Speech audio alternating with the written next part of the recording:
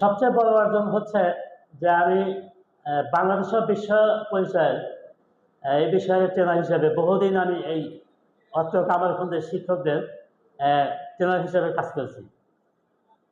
2010 সালের বেস্ট শিক্ষক হিসেবে স্বীকৃতি পেয়ে 2017 সালে আমি শিক্ষা সফরে শ্রীলঙ্কায় যাই।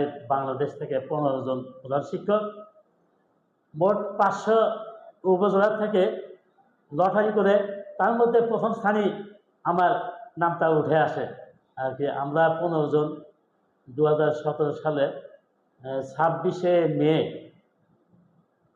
আমরা শ্রীলঙ্কার শিক্ষা সফরে যাই। মোটামুটি ওখানে 11 দিন ছিলাম।